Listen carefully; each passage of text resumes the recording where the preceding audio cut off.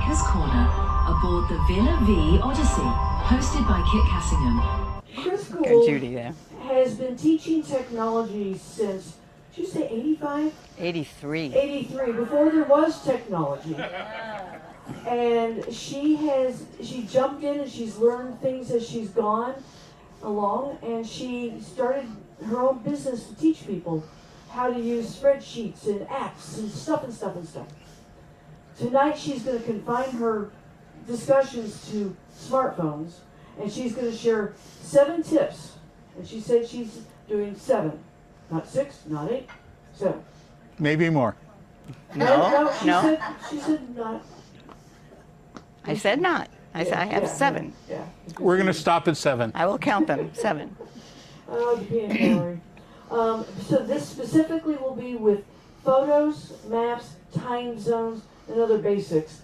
So next time the ship says, move your clock this way or that way, you'll know how to do it. So, all right, Chris Guld, welcome. Hello.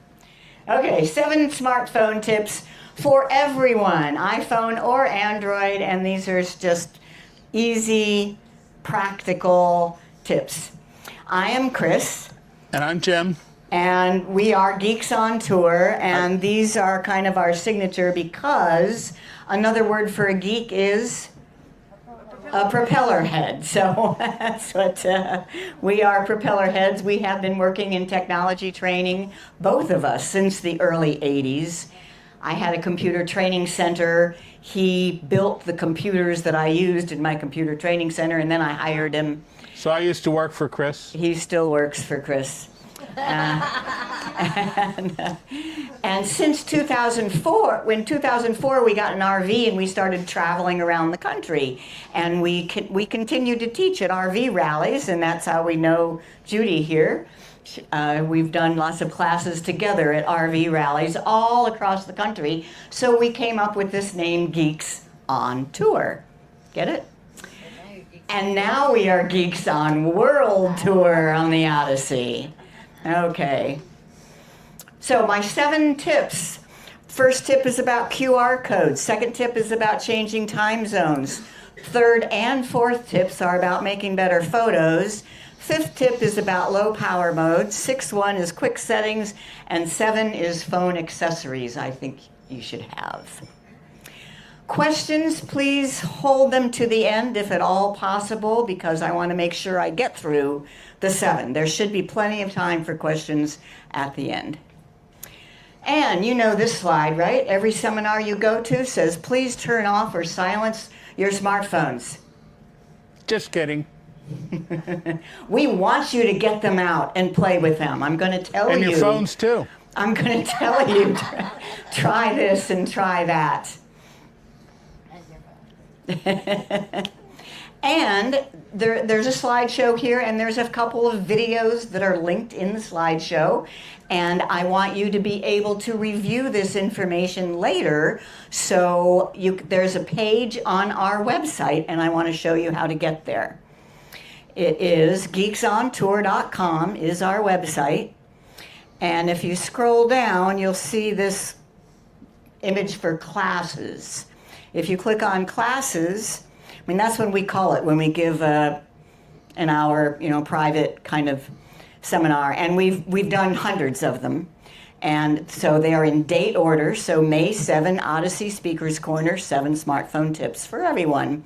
If you click there, you will see this slideshow, the whole thing. But I know that you're not going to remember that. So I've made a QR code out of it. Thus my first tip about how to scan QR codes. Now, I'll bet you most all of you know, because aren't QR codes everywhere these days? It's just mind-boggling. You can't go through immigration without scanning a QR code. But most of the time, you're just scanning it immediately, right? I want to show you how you can take a picture of it and scan it later. Because here is the QR code to get to that page on my website that has this. But I don't want you to, and you could scan that right now, right? You could point your phone at it and scan that right now. But I don't want you to, because I want you to listen to me. I don't want you to looking at the slides on your phone, but I want you to be able to get to it later. So take a picture of it. Take a picture of it, and then I'm going to show you how you can scan it later from the photo that you took. So I'm going to do that. And yeah. So I just took a picture of the screen, and on the screen here, I have what to do. On an Android, at least on my Android and on Jim's, I have a Samsung S25 Ultra, and he has a Pixel 9 XL Pro. a Pixel. So we both have Android phones, different brands, and this technique works on both of our phones. You just touch and hold. When you're viewing the photo of the QR code, you touch and hold on the home button, the little square or the circle in the middle, and the screen will kind of shimmer. It will find the QR code and show you where to go with it. So let me show you what that looks like. Step one, take the picture and then have it showing, view the picture. Then touch and hold on the home button, and boom. No, iPhone is not. The iPhone is different. Okay. I'll do that next. Sorry. Okay, so I just touch and hold on the home button, and the URL pops up. And you tap it, and it takes you where the QR code was programmed to go. Okay, iPhone. With the iPhone, I'm going to take a picture of the screen, and now the key with iPhone is you must be viewing that photo with the Apple Photos app. I mean, if you possibly, like me, use Google Photos even on your iPhone, you have to open it with the Apple Photos app. And the Apple Photos app, I mean that flowery multicolor. You open that, and oops, it's at the bottom, okay? And get the QR code showing, and then you just touch on the QR code, touch and hold, and it pops up with that's the reaction I was looking for. Yeah, because people have always wondered, well, what if the QR code is on my phone? How do I use my phone to scan a QR code if the QR code is on my phone? That's how you do it. All right. Shall I quit while I'm ahead? Worth the money on it. Okay, so that is my tip number 1, how to scan a QR code later, how to keep it for later. Tip number 2, well, have to get with you later. Which, Android or iPhone? iPhone. It opens a sub-menu. And then you Mine click works on and I have open in Safari. Oh, okay. Well, that works, right? He says it opens a sub-menu that then says open in Safari. Yes. Yeah, so you're opening it in Safari, in whatever browser. Safari is a web browser, so is Chrome is a web browser. So whatever one is set for the default on your phone, it should tell you. And yeah, I'm not going to be able to help people individually during here, but you know you can find me later. Tip number 2, changing time zones. We've had to do that a lot, right? Anybody? Tonight. Tonight? Really? Yep. Yeah? Again? Back. Back again. Okay, well, you'll need to use this tip then. And for this, we've done this enough, I made one of my little pre-recorded videos on this. Number 922. We're almost up to 1,000 tutorial videos that we've made over the years. Hi, I'm Chris Guld with Geeks on Tour, and we live on a cruise ship. Right now, we're somewhere in the Pacific in between Mexico and Hawaii, and the captain just told us that we need to set our clocks back 1 hour. Now, if we're talking about a real clock, no problem. You just use the controls to set it back 1 hour. So instead of afternoon, it's only 20 after 11.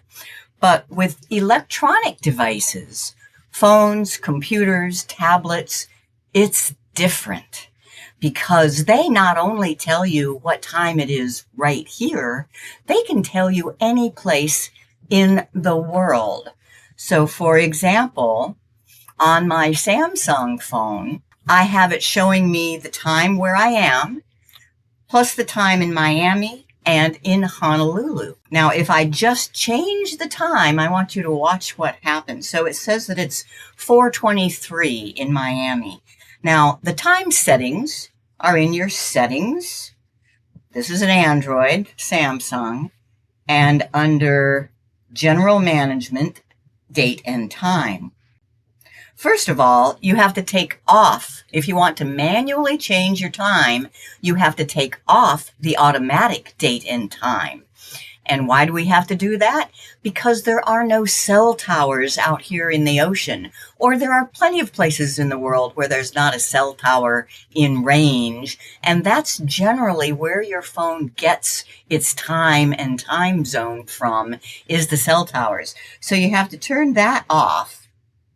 And now, if I just set the time to be 11:24 and done, now when I go out and look at Miami time, it says it's 3:24. And what is it really? It's 4:24 in Miami right now. I hope you agree that by me moving into a different time zone, that does not change the time in Miami. So you don't do that. The way phones and all electronic devices calculate the time is by one time that is set by the base time in Greenwich, England, and then what they call an offset, either plus hours or minus hours, depending on the time zone, 24 of them around the world. So let me show you the right way to change the time on your phone.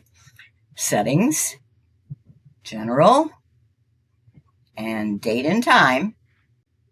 And I do want automatic time. I just do not want automatic time zone. And here are the time zones. You tap on that to see your choices. And I'm showing the Samsung first because I like the way it does it.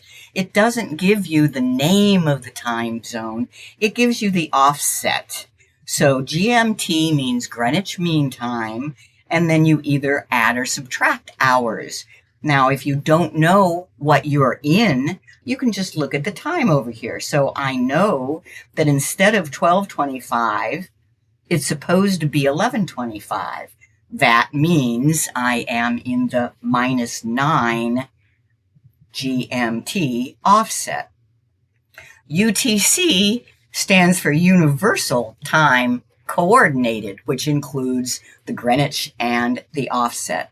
So now, if I go back out to my home screen, it tells me that it is 11:26 here, and it's 4:26 in Miami. That is correct.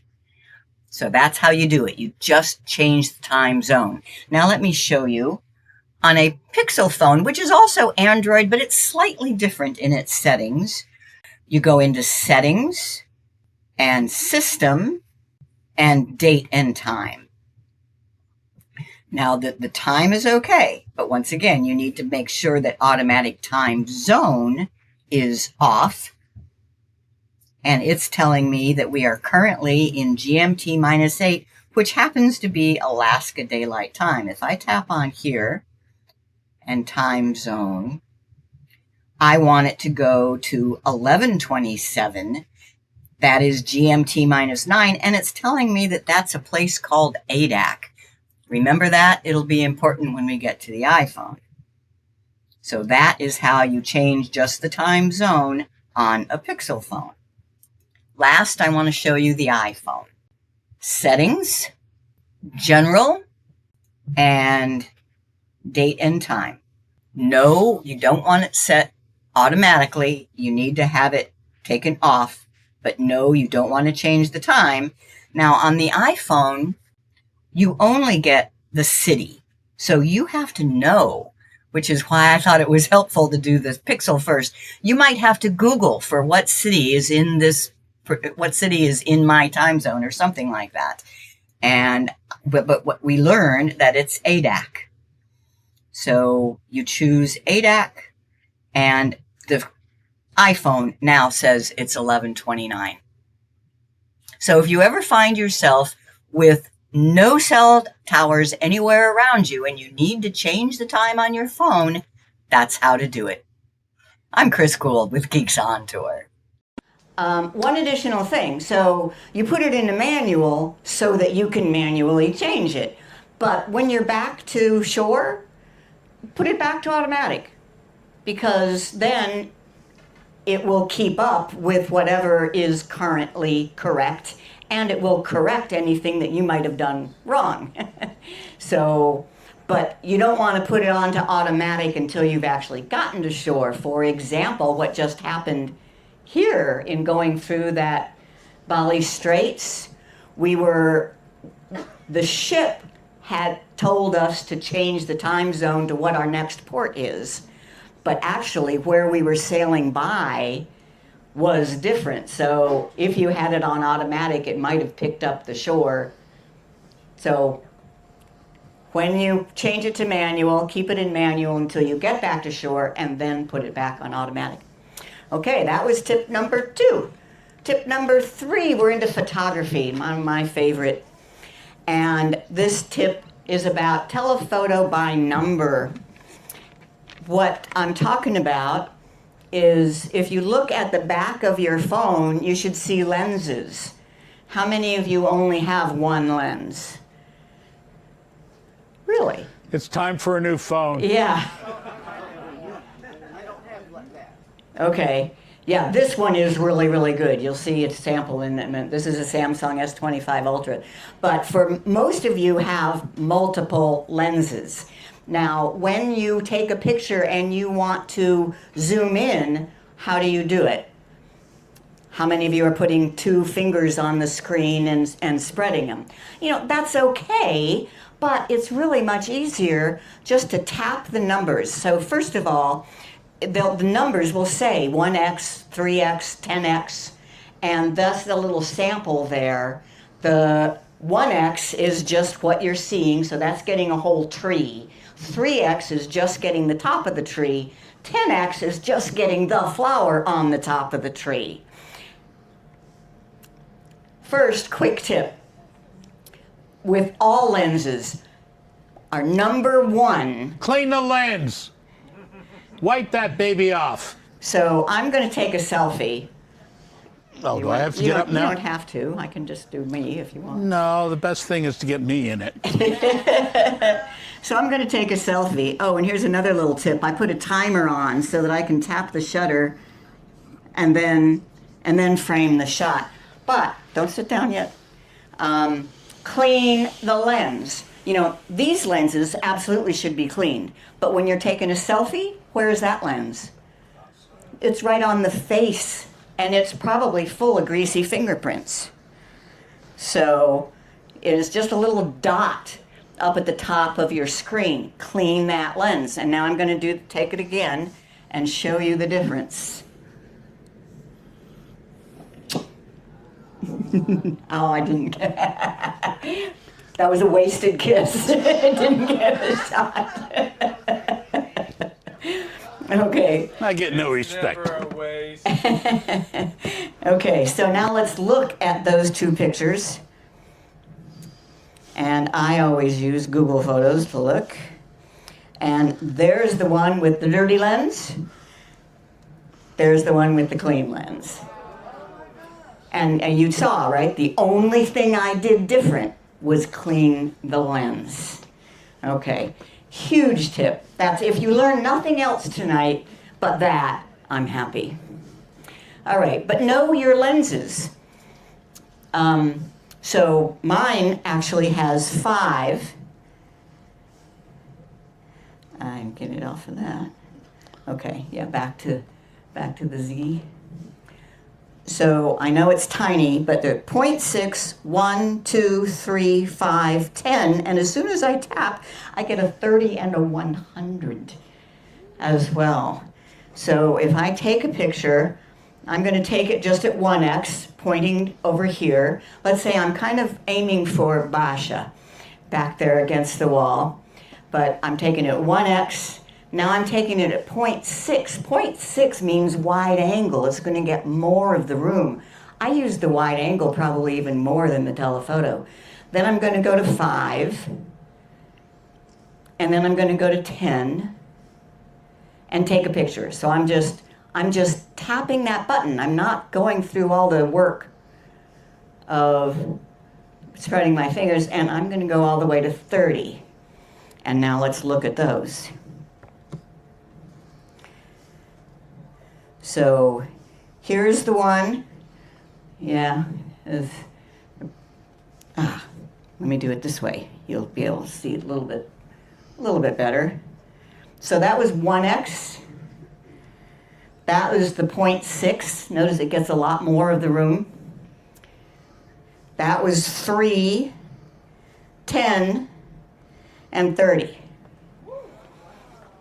And it's just so much easier. Just tap on those numbers rather than trying to pinch and zoom the screen. All right. So pick the right lens. And here I have a couple of examples from Bali. We had all these monkeys, but you can barely see the monkeys there at 1x. Without getting too close to them and scaring them away, I got to 5x and got a much better picture. But wide angle is important too. Here was out on the beach in Bali, and I thought this hanging tree was pretty cool. But it really, I think, makes a better picture when you get some of the surrounding context. So I put it into 0.6 wide angle. So that's a couple of tips of getting the best picture. Oh, the full moon the other night. Oh, just so gorgeous. This is what my phone could do. And we have just a 1-minute video to prove it, show you how that was done. So this is what just the camera at 1x sees. I like to see the real moon. It looks like a full moon. I go to 3x, I go to 5x, I go to 10x. Now if I go to 30x and hold it still, ooh, there we go. Wow. Holding it still is the tough part when you get into that kind of telephoto. So that's a couple of tips on taking better pictures easier, but the key to good photos is editing them after you take them. So what do you think? A lot of you saw this in Bali. There was such cool art in the circles on the roads. I really like that picture. I think it looks great. That was my original picture, not worth sharing with anybody. So how did I get from that to that? I'm going to show you. And this I'm going to do on the computer. Google Photos has a web version. Chris is a diamond-level product expert for Google Photos. And I wrote a book on Google Photos. Yeah, so if you have any Google Photos questions, she's your girl. I'm your girl, yeah. Okay, so first I want to crop it. And you always crop first before doing other things like color corrections. Does that make sense? Anybody say why? You know, you don't want to color correct. You don't want to spend processing energy color correcting areas of the photo that you're going to throw away anyway. So you do the cropping first. I tap on the edit menu, and yep, this was a motion photo, so I'm turning off the motion. And crop, and then you can just kind of drag your edges down. Oh, I have a mouse here, don't I? That's easier. but I want to make sure it's the same aspect ratio as most of my photos, which is 16:9. So I can just click on 16:9 over here, and I know that I have the right frame. Okay, so I've cropped it. Now I want to brighten it and color correct it. Well, there's always a auto, and Google Photos has one called Enhanced. That doesn't do much. It has one called Dynamic, which does a little bit more, and I like that. Then it also has this one feature that I like called Pop, that just increases the definition, you know, sharpens it a bit. And then last, one of my favorite features, I don't know if anybody else cares about this one or not, but I like something called Vignette, which just kind of darkens the edges. You know, you can make it dramatic, or you can just darken the edges a little bit. Now, to see the difference with the original, I click and hold, and you see what the original looked like. I let go, and you see how the editing has made it a better picture. I'm not going to save it because I already did that before. All right, so learn to edit. And all those things I just did, you don't need Google Photos for that. Your Apple Photos can do that. Your Samsung Gallery can do all those are standard things. But this next one, this next one is not standard. This next one is AI editing. So, but the one on the left has sunlight that just makes the whole thing look a little bit foggy. And I don't know a specific command in photo editing that can clear up that fogginess. But Google Photos on the mobile devices has an AI feature called Help Me Edit. And all I have to do is open the picture, and I don't know if you can see, but it was for looking at it on the screen here, it looks very foggy. And that was such a beautiful, this was the Botanical Gardens in Adelaide, and this was a Chihuly glass, the red is a glass artwork. I tap edit, and then this button called Help Me Edit, and all I have to do is say, improve this photo. And I tap go, and it does its little magic stuff. And it gets rid of that fogginess, and it makes the reds brilliant and standing out from the greens around it.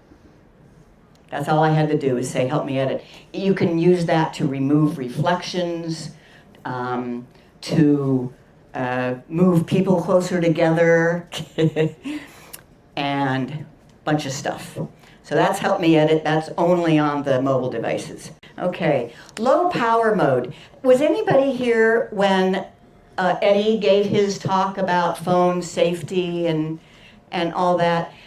You can look it up on the speaker's corners, or you can even go to his website, his YouTube channel, Latino Sabordo, and he made these videos about phone safety. If your phone gets stolen, it's not the loss of the phone, it's the loss of the data in there. And one of his tips was to make it so that your phone locks quickly. But I want you to understand that first, so video 940. Don't go to sleep so fast. What am I talking about?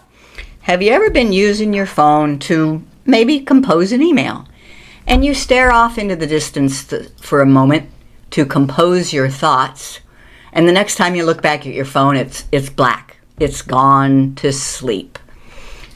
There's a setting for that.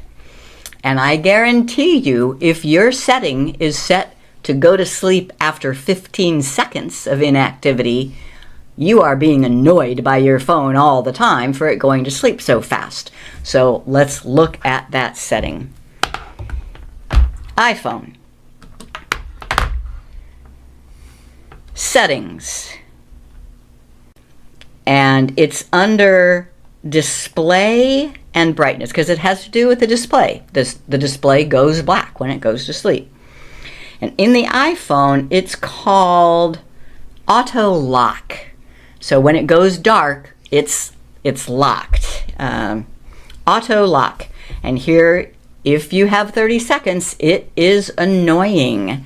But if you have 5 minutes or never, then your battery is dying quickly, because the more your screen is on, the more battery you use. So either 1 or 2 minutes is what I like to leave it at. And on the Android, very similar, just some different words. I go into settings. It's still under display, or in your settings. There's display, and on the Samsung anyway, the feature is called screen timeout. So if you don't touch the screen for 15 seconds to 10 minutes, it will go black. Once again, I like either 1 or 2 minutes. And hopefully your phone won't be so annoying then, or it'll be annoying for other reasons. So Eddie says, make sure that your timeout, your auto lock, is set to 30 seconds or less. Then if somebody steals your phone, they're probably not going to be able to do anything until 30 seconds has passed, and they won't be able to get in. I say, I can't stand to have my phone set at 30 seconds, and I'm not going to remember to turn it back one way and back the other. So I have discovered a cool tip called low power mode. Low power mode it does conserve your battery. So when you're out on shore, hanging, out and about all day long, and you want your battery to last, it reduces your screen brightness, it disables background app refresh, it pauses automatic downloads, limits certain things, and it sets your screen timeout to 30 seconds. And that's just with one tap. So it keeps, your battery lasts longer, and you're safer. So where is that? Yeah, on the Android, settings, and it's not modes and routine, battery, and power saving, and you just turn it on. So one turn on does all of that stuff. And on the iPhone, it's pretty much the same. You just have to know that the settings is settings and find battery. I have it. You have to keep going back till you get to the beginning. Battery and power mode and low power mode. What's before battery? Just settings. Settings and battery is one of the main settings. You might have to back out to get to your main settings, depending on where you left it last time. Okay, but the follow-on to that, so that's tip number 5. But tip number 6 is quick settings. I mean, that was still a fair amount of work, right? Settings, battery, low power. I want everybody to try this, to know how to get to your quick settings. And because it's the same on the Android and the iPhone, you just swipe down from the top right. Now, if you swipe down from the top middle, you're getting, your notifications. But if you swipe down from the top right, you're getting what's called quick settings on Android and called control center on iPhone. So I want to show you first on the Android. So from anywhere on the Android, you just swipe down from the top right and you get all these quick settings. And there's low power mode right there. So just you swipe down, low power mode. You're on, you're good to go. And when you want to turn it off, very easy. iPhone, swipe down from the top right. That gets you into your control center. Now I don't see a low power mode there. This screen is customizable. There are all sorts of settings that you can either delete some of these. You say, oh, I never use the calculator. I don't want the calculator on this screen. I want low power mode. And you do that with this little plus in the upper left-hand corner. Tiny little plus. Touch and hold on that. and you're in edit mode of this control center screen. And you can add a control and find low power mode. Low power.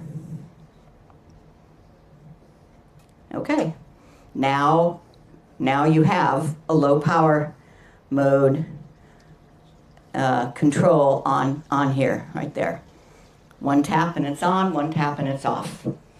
And that is also where you can change your screen brightness or turn on airplane mode or check your Wi-Fi settings, all on this quick settings screen. Flashlight. Flashlight. Flashlight could I actually saw it. save your life. So you just swipe down from the top right, and there's a flashlight. And I do know situations where it has, I don't know if saved their life, but it's very, very helpful to have. Okay. And I think I'm to number 7. How did I do? 9. Oh, I made it. Number 7 is just some accessories that I think everybody should, every traveler should have. We're all travelers here, right?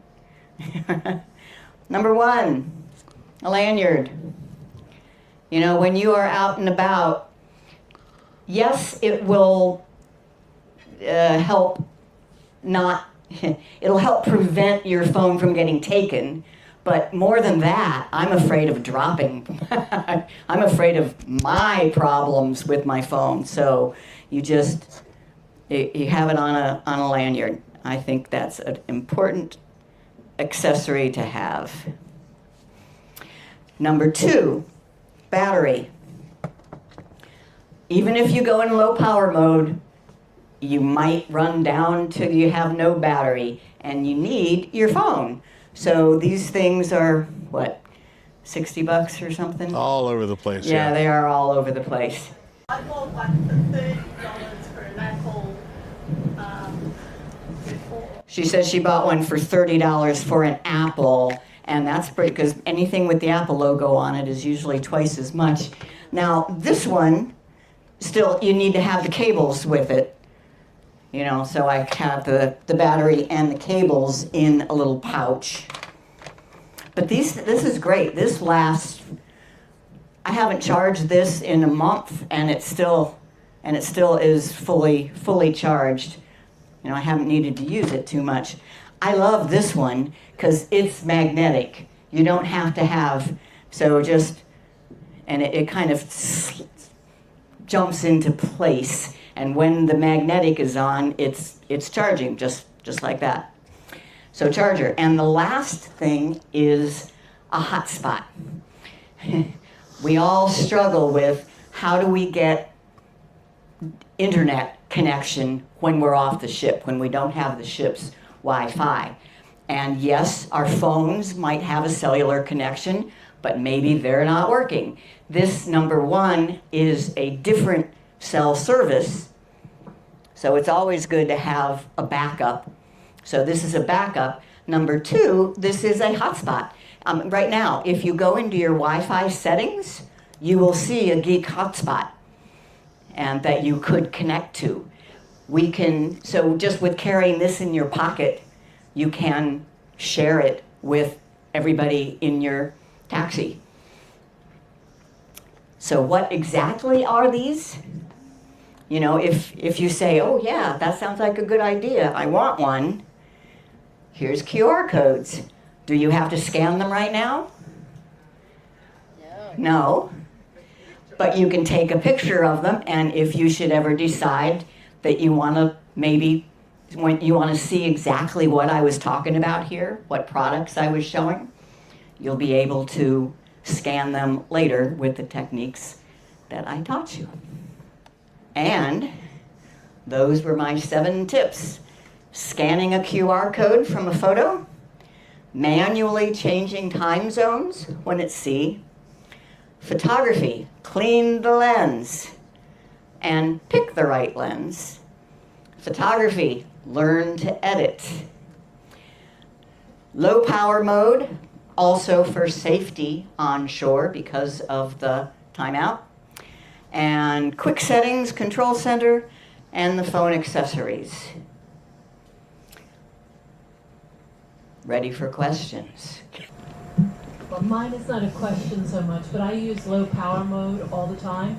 And just one thing for people to know, when you get to charge up your phone when you're going to charge your phone after you've had it on low power mode, click the low power mode back off, because your charging will be slower when you're doing it if you don't turn that off. Oh, good So- tip. Good tip. Thank you. John. It's great to be able to change the time on your phone, the way you described it. All of your calendar appointments are messed up. Is there No. a fix for that? Yes, I have several videos on the proper way to set calendar. You have to set the time zone in your calendar entry, and then it keeps up. Yeah, that is a whole other. Okay, let me give an example. So everybody hear his question. His question is about how do you make sure your calendar doesn't get messed up when you change times. If I am no, sorry, it's too long. If you're setting an appointment that's on land, so I have a Zoom call with friends in Florida at 2 p.m. Eastern time. I put it into the calendar as 2 p.m. Eastern time, and then it shows up on my calendar at whatever my time is. Microphone? I have it. Okay. No, wait. He's follow up. I think the issue was if I happen to be on Perth time Uh-huh. and Paul calls a meeting and I set the meeting for 12 o'clock. Yes. It sets it for Perth time. Yes. And now we move with the ship. That Right, time ship will change. time is a whole other thing. I have come up with a way to fix that using AI. You know, I made a video on it too, actually.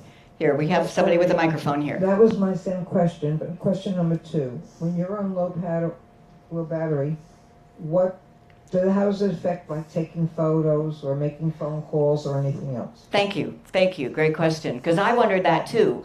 I always carry a backup battery with me, so I don't worry about going into low power mode, but I've done it a few times lately, and no, it does not affect, you can still take pictures. It doesn't hinder you from doing anything. It just kind of slows down the processes. It stops it from doing background processes. You know, like it's not going to upload your pictures in the background like it does if you're on full power. So it really is not a bad thing. There's very little downside. And downloading internet, things like internet. Well, if you have specifically asked for something from the internet, it does it. Maybe a little slower than it would without the battery setting on. Chris, we are so fortunate to have you on the ship, I gotta say. You always bring some great tips to everything. One thing that I know low power mode does is that it turns off all those annoying things going on in the background, the WhatsApp stuff, the Facebook stuff, because Facebook's always going out and saying, hey, do you have something new? Do you have something new? Right. It just kills your batteries. The other thing I was going to mention about the magnetic charge packs that go on phones compared to the ones that plug in is they will recharge your phone at a much slower rate. Mm-hmm. So if you're wanting to get it charged quickly, you want to use the cable on those. Or make sure you have one that'll take a cable. Good point. But those magnetic ones are so convenient. Yeah. Chris, I have one daughter who is Android and one who is iPhone. Oh, mixed family, yeah. Yeah, me too. If I tried to send a group text to both of them, frequently it will fail because of the Android. Is there a way around that, or do I have to separate those texts to get it to send to both? Yeah, I haven't experimented enough with that. Maybe I would like to get with you and figure that out. But the best answer is to use a third-party thing like WhatsApp. You know, that's why WhatsApp is so popular is because it avoids all those other issues. We have a question here. Diane? Yep. This isn't really a question, but I've heard people talk about the itinerary that you have on your Geek Zone tour that makes finding out where we're going, when we're going, the fastest possible way. Mm-hmm. Can you tell us again what that is? Okay. Yeah. Well, when you get the itinerary from Circle, your only choice is to download it, right? And so then when they update it, you have to download it again. And then you have to remember where you put the downloaded copy. So, I mean, half of my life is on the web. So I, for myself, got a copy of the itinerary and I put it in a Google Drive, and then I just have a link to the Google Drive location. So I just click a link, I can look at it anytime I want. I don't have to go find the downloaded. I did that for me, and then I figured, well, maybe I could share it with you. And then I took the itinerary and put it into my calendar, and I can share the calendar as well. Now, you know that this is only for people who have access to Circle. So here's what I've done. On geeksontour.com, my website, half of my life, on the home page of the website, there is a button that says Our Cruising Life. The website is a library of technology training materials, but we've made a special page just dedicated to Our Cruising Life, and there's one link there that says Private Links for Odyssey residents. And you need a password to get there, because I can't make it just public to everybody. When you go there, and I can give you the password, then you will see the most current itinerary. I always do a current one, and the calendar, and a map based on the itinerary, and Bosch's, where'd she go? There you go, and Bosch's guidebook, just so you have a clear, an easy link to it. All right, so geeksontour.com and Our Cruising Life will take you to the right page. And then there's all sorts, this is where my cruising blog is, everything I've written about our journey and our map and all. But here, private links for residents on board. And I say message Chris Guld on Circle for password. But you all are on board, right? So, all right, so here is the page of Odyssey private links. And most recent, now I haven't updated it today. I saw there was a new one today, but it was updated on April 29th. And you just click there. You don't have to download it. You can just see it. And this is the 2026. And I have the 2027 draft and the 2024, 2028, the full itinerary from the old. Oh, nice. And then here's a map. I like this. This is my favorite way of looking at stuff. And then the calendar. This is what I use most often, and what people mostly ask me for is the calendar. I've put the itinerary into the calendar, and that one I'm trying to keep up to date too. And this has the whole year in it. I just had a comment about low power mode, going back to that, because I keep my phone on low power mode almost all the time. Really? Yes, but just for people who are doing it, your screen will dim, so if you're looking at your photos when you're editing them, they're going to look dull and muddy, so switch it back to regular power before you edit. That's all. Or you can even use your quick settings and up the screen brightness, even with overriding the low power mode, if you just need a brighter screen. Okay, we got questions. Got questions? We have questions for them. Oh, right, Well, right. I see one more question back there. I've got We're a question with the QR code. Thanks for that tip. When you're, say for example, whichever one uses here, eSIMs. When you go to eSIMs to add in your eSIMs and it says add by QR. Yeah. Normally I would say to somebody else, hey, can you take a photo of this QR code and I'll just quickly activate that. But Is there a way of doing that like you've explained to us? Yeah, if it's on your screen, But you have to go through settings and plus to add the QR. So I can just go to the QR and set it up. Because normally that takes you somewhere else and not straight to the application you're on. I don't remember exactly, but I do have a video on it. I have a video on installing a Arlo eSIM, and Thank you. yeah, sorry. All right, so we have questions for you. Maybe. Yeah, we do. Sorry, Chris. Yes. The back of my phone, I've got 2 black circles and 1 white circle. Does that mean I've got 3 lenses or 2? I think that's 2 lenses and a light sensor, or Right. yeah. And where you said look and choose which one? Yeah.